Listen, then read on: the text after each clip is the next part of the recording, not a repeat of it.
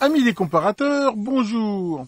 Ça fait au moins, je pense, 2 ou 3 ans, voire plus, qu'à chaque fois que je parle d'ampli-hop, de comparateurs, je dis que je ferai une vidéo plus tard sur le sujet. Et cette vidéo, elle venait toujours pas. C'était un petit peu l'arlésienne de la chaîne. Alors, c'est un PowerPoint que j'ai commencé il y a déjà bien longtemps, mais que voilà, là j'ai quand même l'autre nuit pris un peu de temps pour le terminer. Et voilà, aujourd'hui je vais vous parler des comparateurs. Bon, c'est une vidéo, on va dire, un petit peu de vulgarisation. On va pas faire le tour de tout le sujet, mais je pense que voilà, ça permettra quand même de fixer certaines idées et surtout dans quel cas et pourquoi ou pourquoi pas utiliser un ampli hop comme un comparateur justement. Alors c'est déjà, qu'est-ce que c'est qu'un comparateur? Globalement, c'est un circuit qui compare les deux tensions présentes sur ces deux entrées et qui va donner une tension sortie qui ne peut prendre que deux valeurs distinctes selon que l'une soit supérieure à l'autre. Donc on va dire que la sortie, quelque part, elle est binaire, dans le sens où on ne peut prendre que deux états, alors que les entrées sont analogiques.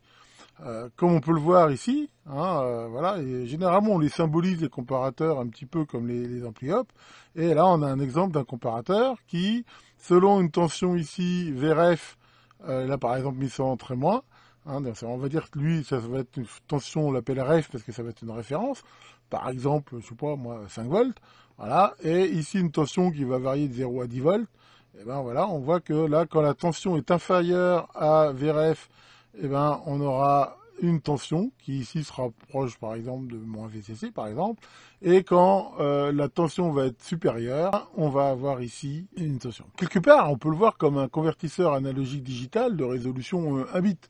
On peut le voir comme ça, même si c'est pas vraiment comme ça souvent qu'on l'utilise. Alors bien sûr, la question qui vient, il dit hey, si c'est égal. Alors, le problème, c'est que normalement, c'est quasiment impossible que ça soit égal. Pourquoi c'est impossible? Parce que normalement, c'est très très sensible, ça a énormément de gains. C'est-à-dire que il faudrait vraiment réussir à rester pile poil à la valeur du milieu pour qu'on soit entre les deux. Alors, c'est possible, c'est possible. En fait, c'est un peu ce que fait un ampli hop quand il a une contre-réaction, comme on appelle ça. Mais alors, sur un comparateur, on peut le faire. Enfin bon, c'est pas fait pour ça. On va dire que généralement, ça arrive pas. Et que quand on va le voir, on est pile au milieu, souvent comme il y a toujours un petit peu de bruit, ça fait plutôt des oscillations en sortie que quelque chose de bon. Donc en fait, la partie, on va dire, linéaire qui doit être ici la plus raide possible entre les deux, normalement, justement, elle n'est pas utilisée. Alors, par contre, on peut très facilement intervertir les entrées plus et moins. En gros, il suffit de choisir laquelle on choisit comme référence. Si on choisit que la référence est l'entrée moins, on aura une sortie en phase, c'est-à-dire qu'on aura une tension positive en sortie quand la tension d'entrée sera plus grande que la référence. Si on intervertit plus et moins, eh ben ça sera le contraire. Donc en fait, dans tout comparateur, si on intervertit l'entrée plus et l'entrée moins, eh ben ça fonctionne, mais on a une sortie logiquement inversée. Alors à quoi ça sert les comparateurs? Ça sert à énormément de choses. Principalement, dans un montage que je vous ai déjà présenté, il s'appelle le trigger de Schmitt. Un trigger de Schmitt, c'est un comparateur, mais on va voir que grâce à un système d'hystérésis, il a deux seuils de commutation qui permettent justement de mettre en forme des signaux et d'éliminer le bruit. Alors, des convertisseurs analogiques digitaux, alors pourquoi je mets plein de topologies? Parce que dans la plupart de ces convertisseurs, on retrouve un ou plusieurs comparateurs. Que ça soit simple rampe, double rampe, approximation successive. On a même des convertisseurs très rapides où il y a autant de comparateurs que de bits. Par exemple, on a des convertisseurs 8 bits où il y a 256 comparateurs et qui permettent derrière, grâce à la logique qui va bien, de faire des conversions très rapides. Des alarmes de dépassement de limite. Par exemple, je sais pas moi, une alarme si la tension devient trop grande, si le courant est trop petit, enfin tous ces machins-là. On retrouve ça aussi dans pas mal d'oscillateurs. Enfin, c'est assez logique. Qui dit trigger de Schmitt, souvent on peut faire des oscillateurs, dans des temporisateurs, dans les mesures. Par exemple, les sondes d'analyseurs logiques, généralement, elles attaquent des comparateurs. Ça va permettre de régler justement en référence la tension de basculement. Par exemple, si on a de la TTL, on va mettre ça, je sais pas, 1 volt 4 par exemple, chose comme ça. On va retrouver ça dans tout ce qui va être transmission de lignes différentielles. Hein, je rappelle, hein, c'est pas vrai, c'est pas le but de la vidéo, mais que souvent, pour limiter les parasites, eh ben, on utilise, comme le RS485 par exemple, des lignes différentielles, et ben, généralement, il y a un comparateur à l'autre bout qui permet justement de déterminer le sens de la tension et ce qui contient l'information 0. Enfin bref, hein, je pense qu'on pourrait en parler pendant des heures, mais vraiment, c'est un composant, je veux dire, qui est massivement utilisé. Alors, on va me dire, mais pourquoi on parle de comparateur et d'amplificateur opérationnel? Un amplificateur opérationnel, hein, très rapidement, je rappelle, c'est principalement un amplificateur différentiel qui a un gain en boucle ouverte extrêmement grand. Un gain en boucle ouverte, ça veut dire que tant qu'on ne rajoute pas un système qu'on appelle de contre-réaction, il a un gain vraiment, en théorie, infini. Mais dans un amplificateur opérationnel, justement, généralement, on veut le faire marcher dans cette plage linéaire et grâce à un système de contre-réaction, on va réduire ce gain et l'obliger quelque part à se calmer un petit peu et à fonctionner, je veux dire, tel qu'on le veut. Donc par exemple, on va mettre un système pour avoir un amplificateur avec un gain de 10 et autres. Mais si on ne le fait pas, le gain il est très grand, hein, largement supérieur à 100 000. Ce qui veut dire que vu que c'est un amplificateur différentiel qui amplifie la différence entre les deux entrées, on voit bien que si cette différence est même très faible, hein, imaginons même ici 1 millivolt, 1 millivolt avec un gain de 100 000, ça veut dire que la sortie devrait être à 100 volts. Hein, 100 000 fois 1 millivolt. Et bien sûr, la sortie d'un amplificateur opérationnel elle est limitée généralement aux alimentations, voire un petit peu moins. Ce qui veut dire que dans un sens, si la tension est supérieure, il va y faire plus 1 millivolt, et il va essayer de sortir 100 volts, il peut pas, il va se bloquer par exemple à 15 volts son alimentation. Et dans l'autre sens, s'il y a moins 1 millivolt, il va essayer aussi d'amplifier ça. C'est-à-dire que, en gros, si on ne met pas de contre-réaction sur un amplificateur opérationnel, il va vraiment se comporter comme un comparateur, dans la mesure où il amplifiera la moindre petite différence dans un sens ou dans l'autre, et comme il ne peut pas sortir plus de tension que ses sorties le permettent, il aura toujours, en fait, il va marcher en mode embuté, en fait, c'est-à-dire soit sortie max, soit tension mine. Voilà, c'est pour ça que on peut les utiliser dans ce sens-là. Maintenant, il y a quand même des différences. Hein. C'est pas pour rien qu'il y a des comparateurs et des amplis. Alors, c'est quoi les points communs? Les points communs, on retrouve ces deux entrées inverseuses et non inverseuses. Hein. D'ailleurs, souvent, si on regarde le schéma comme ça, la représentation d'un ampli-up ou d'un comparateur, souvent c'est la même. On retrouve cette notion d'avoir une impédance d'entrée la plus haute possible. Hein, c'est-à-dire qu'il y a très peu de courant qui va rentrer ici dans les entrées. Généralement, dans les circuits intégrés, ça existe comme les ampli-up en simple, en double, en quadruple, hein, généralement. On retrouve aussi une alimentation V+, V-, et on retrouve cette notion, ce qu'on appelle de mode commun en entrée. Ça veut dire en gros que les tensions, on va dire par rapport aux tensions d'alimentation, si on veut, sur les entrées, elles peuvent pas même prendre toutes les valeurs. Généralement, par exemple, ça va pas le faire si la tension sur l'entrée plus, par exemple, est plus grande que la tension d'alimentation positive. Je dirais même souvent, cette plage de tension qu'on appelle mode commun va même être peut-être plus faible que les tensions d'alimentation. On retrouve donc cette notion de rail to rail, hein, je vous en avais déjà parlé. Par contre, c'est quoi les différences? On voit bien que déjà un comparateur, à la sortie, on veut quelque chose qui est plutôt comme un circuit logique, en gros du 1 ou du 0, quoi. Or, c'est pas tellement intéressant ici d'avoir les sorties d'un ampli-up. Donc très souvent, la sortie d'un comparateur, ça va être une sortie binaire, et on utilise souvent ce qu'on appelle des collecteurs ouverts, ce qui va permettre, il va beaucoup plus facilement adapter par exemple la tension. C'est-à-dire qu'on peut avoir un comparateur alimenté en 12 volts par exemple, entre 0 et 12 volts, et derrière mettre une sortie avec une résistance de pull-up à 5 volts et attaquer directement de la TTL. Alors qu'avec un ampli-up, ça serait un petit peu plus compliqué. Donc voilà, là, on va dire la sortie est adaptée, et souvent même, éventuellement, contrairement à un ampli-up qui va marcher en butée, elle peut avoir une masse. Là, je vous ai mis par exemple les tâches de sortie d'un LN311, on voit qu'il y a bien une alimentation positive, V+, une négative, V-, et grande, qui va être en gros la masse logique. Et ça permet par exemple d'alimenter en plus 15, moins 15, et ici d'avoir directement une sortie référencée à la grande, et on retrouve là un petit peu ce collecteur ouvert quelque part qui permet de s'interfacer avec différents types de logique. Donc on retrouve bien cette notion d'avoir une sortie qui est beaucoup plus adaptée à l'usage. Très généralement, on va le voir tout à l'heure, les comparateurs sont bien plus rapides que les ampli-up. Hein, pourquoi? Parce que souvent il y a des compensations dans les amplificateurs opérationnels pour les rendre stables justement, parce qu'on veut pas qu'ils oscillent. Enfin, je ferai sans doute un jour une autre vidéo là-dessus, mais voilà. Alors que dans un comparateur, on n'a pas du tout besoin de ça. Et surtout, un ampli-up qu'on va le faire marcher comme ça, souvent à fond, il va y avoir plusieurs transistors qui vont se saturer à l'intérieur, et un transistor saturé, il met toujours un petit peu de temps à se désaturer. Donc, pour cette raison-là, généralement, les comparateurs sont bien plus rapides.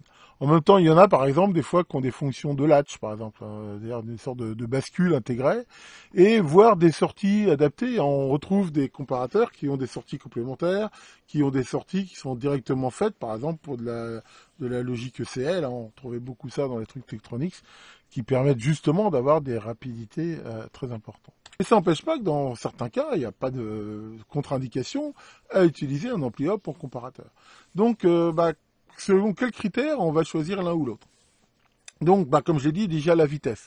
Hein, si on veut aller vite, si on veut avoir des fronts de sortie très rapides, généralement, il faut beaucoup mieux prendre un comparateur qu'un ampli-up. La topologie de la sortie, hein, comme je l'ai dit, si derrière on veut s'interfacer avec une entrée d'Arduino, avec quoi que ce soit de logique, généralement, comme j'ai dit, le comparateur sera beaucoup plus apte à donner la sortie qui va bien et d'utilisation simple que un ampli-up. Alors ça, faut y faire très attention. Quand on utilise normalement un ampli-up, on retrouve la même tension entre les deux entrées. Et pourquoi? Parce que justement, si c'était pas le cas, il serait forcément saturé. Hein. Or, il y a des amplis qui ont des diodes de protection entre les entrées qui font que elles peuvent pas dépasser, je veux dire, la différence entre les deux entrées peut pas dépasser 0,7 volts. Pourquoi? Parce que c'est justement quelque chose qui normalement n'arrive jamais sur un ampli-up. Or, ça, si on les utilise en comparateur, et qu'on n'y fait pas gaffe, soit ça fait que ça marche pas, soit des fois même ça peut les bousiller. Enfin, j'en connais une fois qui a cherché pendant très longtemps pourquoi son truc marchait pas et il avait ce cas-là. Un autre cas, je crois que JP avait montré ça dans une vidéo, c'est que certains ampli-up, ils ont un phénomène qui, en gros, quand justement on sort un peu de leur tension de max en mode commun, ils ont ce qu'on appelle une inversion de phase, c'est-à-dire que la sortie s'inverse de ce qu'elle devrait être. Et là, si on veut le faire marcher en mode comparateur, si jamais on sort justement de ses limites, ça peut être un problème. Donc ça, voilà, faut éventuellement y faire attention. Et aussi, on va le voir qu'on peut faire ce qu'on appelle des houes câblés. Hein, vu que très souvent les comparateurs sortent sur des collecteurs ouverts, on peut les brancher en parallèle et se dire, voilà, il suffit qu'il y ait un comparateur qui bascule pour que la sortie soit à 0, par exemple. Et on peut le faire avec des AOP, mais comme c'est pas des sorties justement collecteur ouvert, il faudra rajouter des diodes. Enfin voilà, c'est quand même un petit peu moins facile. Alors quand on utilise les comparateurs, il y a quelques points sur lesquels il faut faire attention. Le point sans doute un des plus importants, c'est les oscillations lors de la commutation. Alors, en effet, on peut comprendre que un signal pur, ça n'existe pas. Il y a toujours du bruit dessus, même s'il est très faible, il y en a toujours. Ça veut dire que si le signal d'entrée, par exemple, varie de façon très lente, quand je dis lente, c'est dans l'univers de l'électronique, hein, quelque chose de 1 milliseconde, c'est lent en électronique.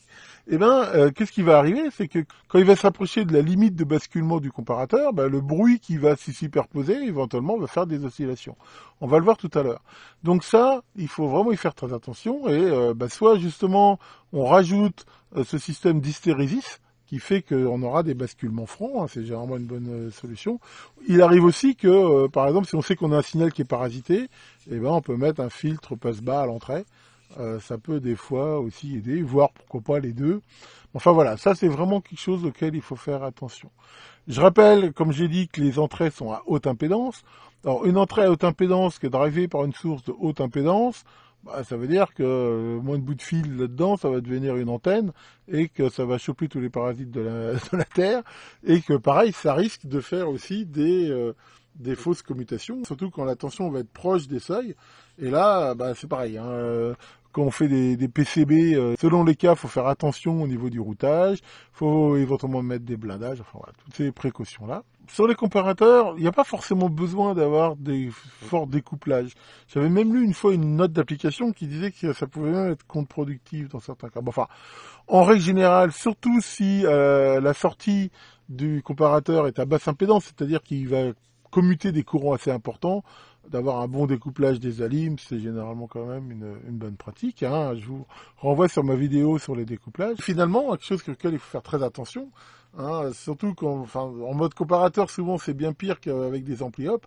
Il faut vérifier en effet que les entrées restent dans la plage autorisée. Si par exemple sur une des entrées, la tension, comme j'ai dit, dépasse par exemple l'alimentation positive, le circuit va se retrouver quelque part en négatif par rapport à l'entrée.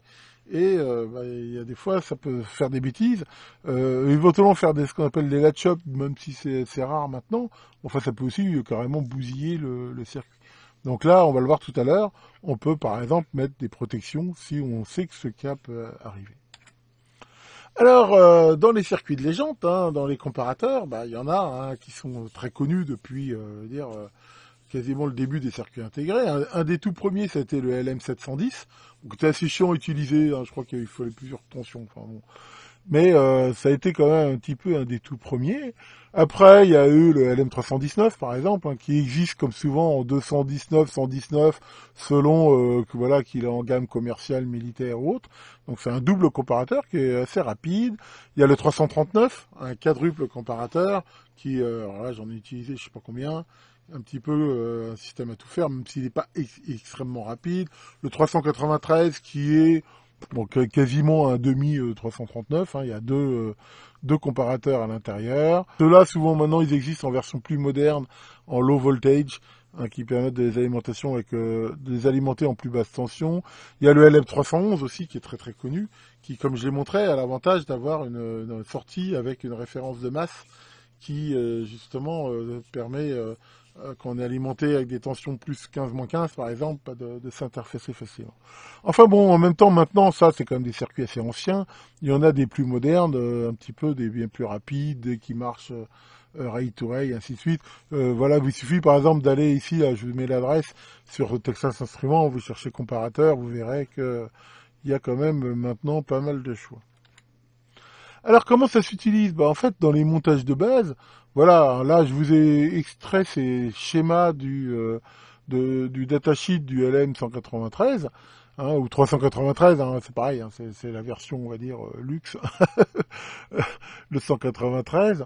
Comme j'ai dit, très souvent, ils ont une sortie à collecteur ouvert. Ça veut dire qu'il faut y mettre un pull-up si on veut que ça marche. Et c'est aussi une des raisons, hein, il y a quelqu'un qui m'avait demandé pourquoi on ne peut pas les tester, par exemple, sur mon testeur d'ampli hop, hein, ce petit montage que je vous avais montré, ne serait-ce que ça, c'est qu'il n'y a pas justement ces résistances de pull-up. C'est une des raisons qui fait que ça marche pas forcément. Mais voilà, sinon, ça s'utilise comme ça, et on va mettre, par exemple, si on veut que la sortie soit en phase, comme je dis, on met une tension de référence ici sur une des entrées, ici moins, et selon que VIN soit plus grand ou plus petit que VRF, la sortie sera à 0 à 1, sachant que VIN et VRF doivent rester au moins généralement dans les alimentations, c'est-à-dire comprises entre l'alimentation plus et moins du circuit qui n'est pas indiqué ici.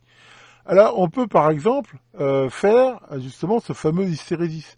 Pour faire cette hystérésis, qu'est-ce qu'on fait? On fait une ruse en faisant varier un tout petit peu la référence ou l'entrée, ça dépend en fait, comme on veut, selon la sortie.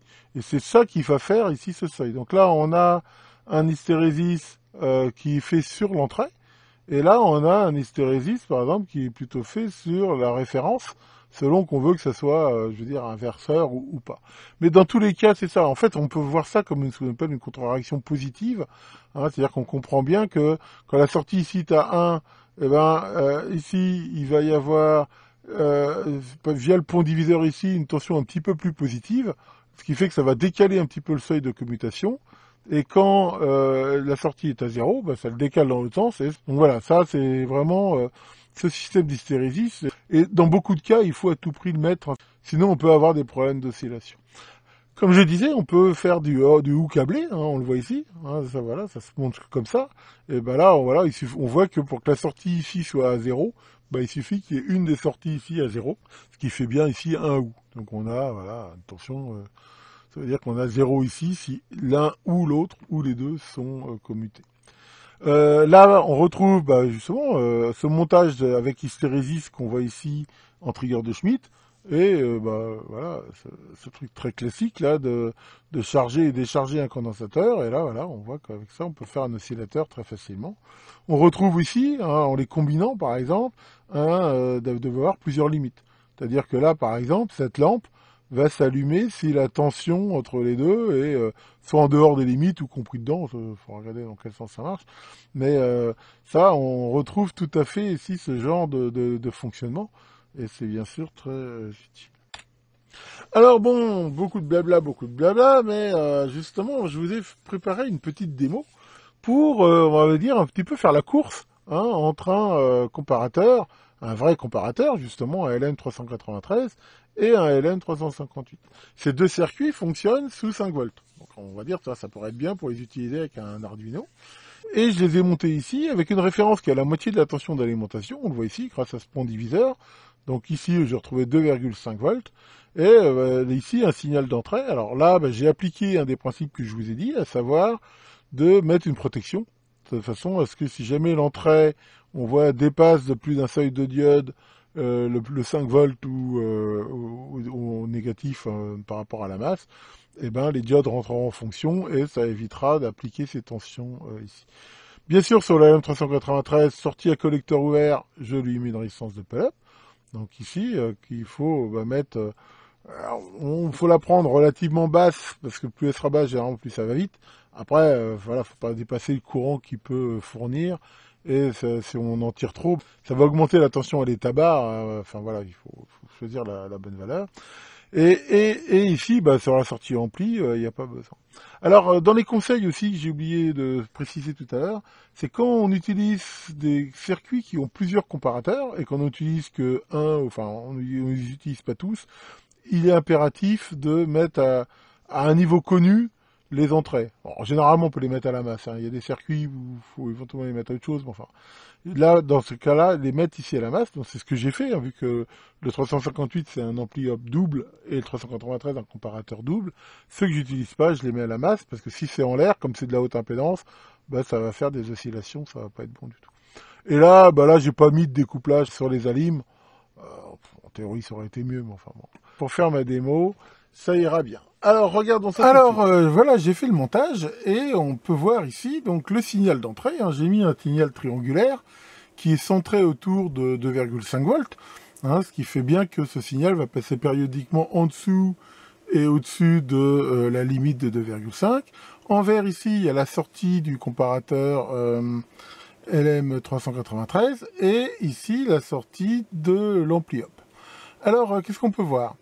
On peut voir que la sortie du comparateur, elle varie donc entre 0 et quelques volts, hein, c'est le VCE-SAT du transistor de sortie, et quasiment le plus de l'alimentation, hein, comme c'est une sortie à collecteur ouvert. Quand le transistor de sortie est bloqué, il n'y a qu'un courant dans la résistance, donc la sortie, elle est vraiment au potentiel de l'alimentation. Dans le cas de l'ampli op, là on peut voir que ça descend quasiment à zéro, parce que cet ampli op là, il descend pas loin de la masse. Par contre, en hauteur, on a moins d'amplitude. Pourquoi? Parce que le LM358, il a une tension de déchet en sortie, il ne monte pas tout à fait haut. Alors là, je suis à une fréquence extrêmement basse, je suis à 50 Hz. Et on peut voir qu'à 50 Hz, par contre, on va dire, le signal, il est à peu près identique. On peut quand même noter quelque chose d'assez intéressant, c'est à cet endroit-là, des oscillations en sortie, hein, sur le front descendant, là on les voit très bien. Et pourquoi? Parce que, comme j'ai dit, ici, il n'y a pas d'hystérésis. Et quand il n'y a pas d'hystérésis, les comparateurs rapides, au moment où la tension se barre, il y a un peu de bruit, et ils oscillent. Alors maintenant, on va regarder, on va monter un petit peu la fréquence. On va se mettre, par exemple, à 1 kHz. Voilà, donc là, il faut bien sûr balayer plus vite. On commence à voir que les fronts de montée et de descente de l'ampli op, ils commencent à être très lents hein, par rapport à ceux du comparateur qui reste, je vais dire, très raide. Et on peut voir aussi ici que on a toujours là ces oscillations. Continuons à monter la fréquence. Par exemple, là, je suis à 5 kHz. 5 kHz, là, ça devient déjà flagrant. Alors, qu'est-ce qu'on peut voir qui est flagrant? Là, on peut voir que les temps de montée et de descente de l'ampli op, c'est pas vraiment gagné. Hein. Pourquoi? Parce que, pour plusieurs raisons. D'abord, il est relativement lent. il a ce qu'on appelle un slew rate, hein, un taux de montée et c'est aussi limité bien sûr par sa bande passante, hein, donc tout ça fait que bah, c'est pas tellement rapide, alors que l'on voit que le comparateur, lui, il reste ici très rapide, et surtout on peut aussi regarder le délai. Hein, tout à l'heure, je veux dire, ça démarrait à peu près en même temps. Là, on peut voir qu'il y a un temps de réaction, je veux dire, qui est pas du tout négligeable entre bah, le moment où on est réellement à la moitié de la tension d'alim, hein, c'est-à-dire que c'est cet endroit ici, et le moment où là, ça démarre. Donc bah là, on commence à voir un petit peu les limites. Si je continue à augmenter la fréquence, bah, on voit qu'il va arriver un moment, là, quasiment, où bah, l'ampli-up, il a même plus le temps de réagir. Ce qui fait que, bah, là, déjà, on peut voir qu'il y a toujours ce délai, parce qu'en fait, le délai de réaction, il est quasiment toujours constant. Donc, bien sûr, plus la fréquence monte, et ben plus ce délai, je veux dire, enfin, il devient important par rapport à la fréquence du signal. Et là, bah, on voit que, voilà, il a quasiment plus le temps de réagir. Et là, pour info, je suis à 12 kHz. Et quand j'arrive là, par exemple, à 20 kHz, bon, on peut voir que l'ampli-up, lui, il n'en peut plus, alors que notre comparateur, lui, il est... on voit qu'il y a encore ici des oscillations en sortie, mais on va voir que si on continue à monter la fréquence, hein, par exemple, là, je suis... tiens, je vais passer carrément à 100 kHz, par exemple. À 100 kHz, là, tiens, qu'est-ce qu'on peut voir? C'est que ces oscillations en sortie, elles ont complètement disparu. Pourquoi elles ont complètement disparu? Parce que c'est ce que je disais, dans la mesure où là, le signal, il varie très vite, eh ben, je veux dire, ça n'a pas le temps, même s'il y a un petit peu de bruit dessus, à faire je veux dire, ces oscillations parasites. Mais ça montre bien que avec un ampli-up qui est relativement lent, pas tellement forcément ce problème, alors qu'avec un comparateur rapide, eh ben, on va l'avoir. Et là, on voit que notre comparateur, il marche encore très très bien, à 100 kHz. On va encore monter la fréquence. Donc là, avec mon gêné, là, je suis obligé de passer en sinusoïdal, mais c'est pas tellement gênant. Et on voit que en sinusoïdal, on arrive à peu près là à une bande passante là de l'ordre de 700 kHz. Alors c'est pas mal. Maintenant, le LM393, c'est pas donné pour un comparateur très très rapide. Bon, enfin, on peut déjà voir quand même que là, l'ampli-up, lui, il est complètement out là. Il en peut plus. Voilà pour cette présentation sur les comparateurs. J'espère que ça vous aura intéressé.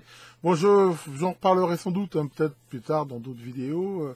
J'ai prévu justement éventuellement faire aussi des vidéos sur les convertisseurs analogiques digitaux. Enfin voilà. Là, l'idée c'était vraiment de rester un petit peu dans la vulgarisation, on va dire de base. Mais je pense que ça vous aura quand même montré que voilà, c'est pas toujours quand même une bonne idée d'utiliser un ampli-up en comparateur. Je vous rappelle aussi que samedi prochain, le 7 novembre à 21h, j'aurai le plaisir de répondre à vos questions dans un petit live, hein, et comme ça, voilà, si vous êtes confiné et vous vous ennuyez, n'hésitez pas à venir discuter. Tiens, Maurice, ça va Maurice? Qu'est-ce que tu fais? Tu t'occupes vachement là de suivre les élections américaines. Ah, donc, qu'est-ce que tu fais? Tu regardes les télé américaines? Ouais, t'as vu une interview de Monica Lewinsky? Ah, super, qu'est-ce qu'elle disait? Qu'elle voulait voter Trump parce que les démocrates lui avaient laissé un goût amer dans la bouche. Ouais, bon, no comment. Supportez-vous tous bien et à très bientôt pour de nouvelles vidéos.